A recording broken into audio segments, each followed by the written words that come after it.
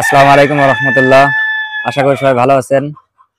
তো যেনারা মুরগি খামার করেন, যারা মুরগি পালন করতেছেন দীর্ঘদিন যাবত, তো তেনারা এই যে গরমের সময় একটা বিভ্রান্তের মধ্যে থাকেন। গরমের সময়, প্রচন্ড গরমের সময় মুরগিকে কিভাবে টিকিয়ে রাখবেন, মুরগি কিভাবে পালন করবেন। তো আজকে আপনাদের সঙ্গে মুরগি পালন সম্পর্কে সম্পূর্ণ আলোচনা করব।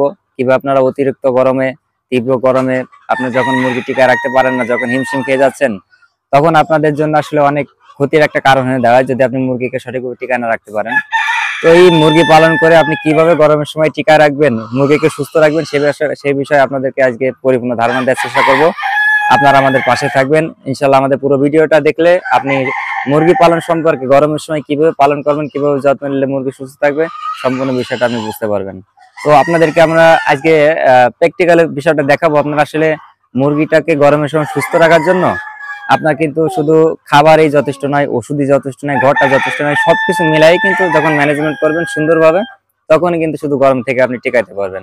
তো আসলে গরম থেকে টিকানোর জন্য, মুরগিটাকে সুস্থ রাখার জন্য কিন্তু সকল বিষয় সম পরিমাণ গুরুত্ব বহন করে।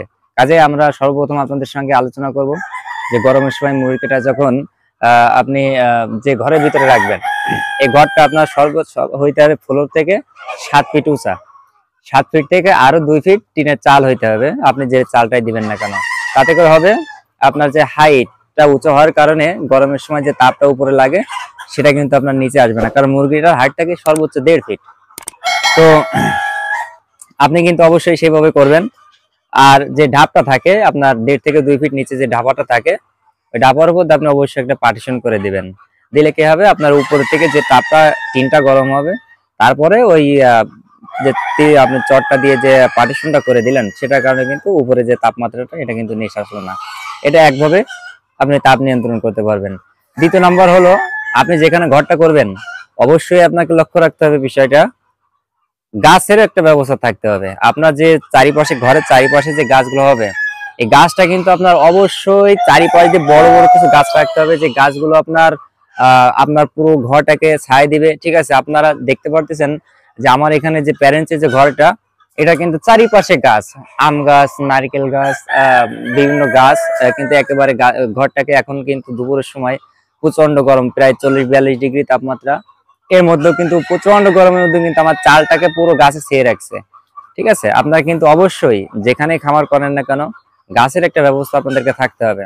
তবে আবার শীতের সময় কিন্তু প্রয়োজন হয় রোদের, কিন্তু সেভাবে আপনারা উত্তর, পূর্ব, পশ্চিম দিকে করলে আপনি কিন্তু এটা অবশ্যই করতে পারবেন।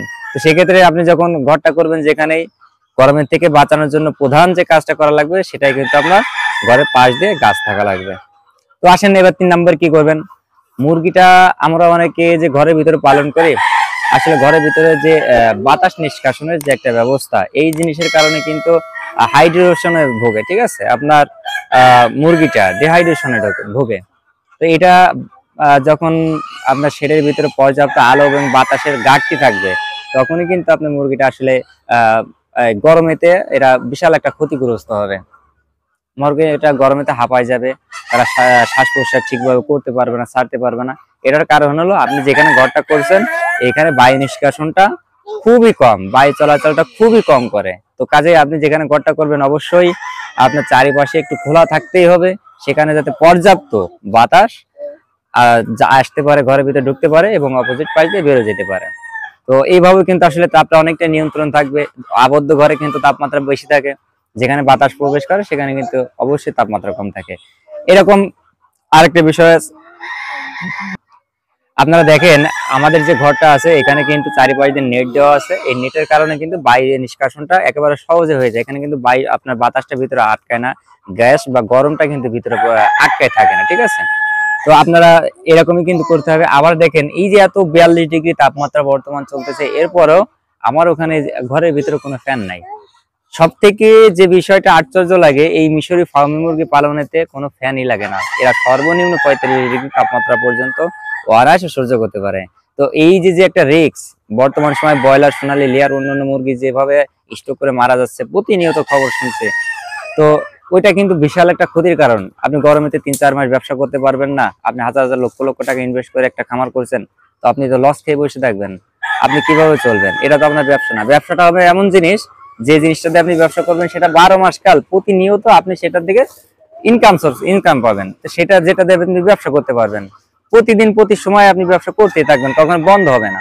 তো সেটা কিন্তু আপনার সব থেকে লাভবানের একটা উপায়। তো সেটা কিন্তু একমাত্র শুধুমাত্র মিশরি ফার্মিংয়ে আছে। শীত বলেন গরম বলেন, প্রত্যেকটা সময় কিন্তু ফার্মি মুরগি পালন করার জন্য উপযুক্ত সময়। তো আজকে আমরা আপনাদের সঙ্গে এই গরম সম্পর্কে আলোচনা করলাম।